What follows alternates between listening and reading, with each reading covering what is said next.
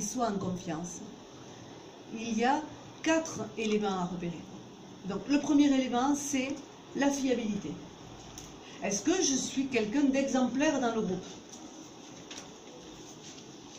Est-ce que je suis prévisible? C'est-à-dire, est-ce que quand je dis quelque chose, je le fais? Est-ce que quand je dis que je viens à 14 h, je viens à 14 h? Est-ce que je suis quelqu'un de courtois? Ou est-ce que l'équipe est courtoise? Dire bonjour, etc. Est-ce que je suis en cohérence entre ce que je dis et ce que je montre?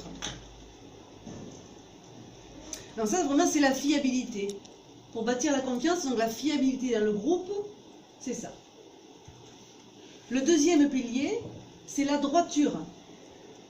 Est-ce qu'il y a de l'honnêteté dans le groupe? Est-ce qu'on se dit les choses? Est-ce qu'on montre nos émotions?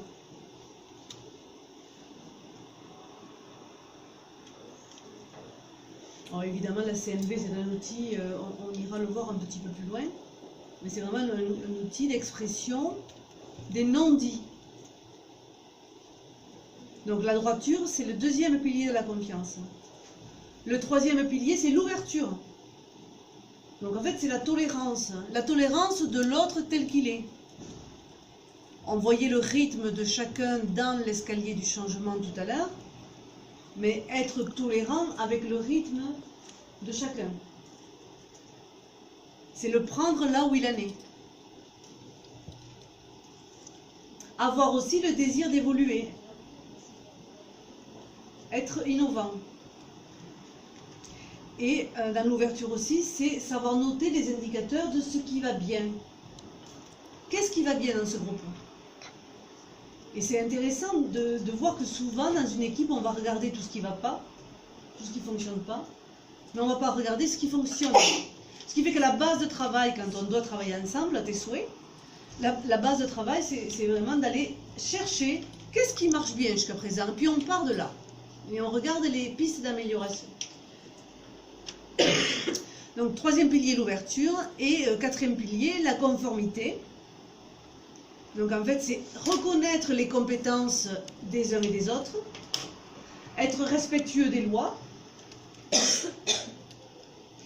avoir une charte et des valeurs, ça on ira le voir un petit peu plus loin. Donc c'est vraiment de passer d'un mode réaction à un mode relationnel.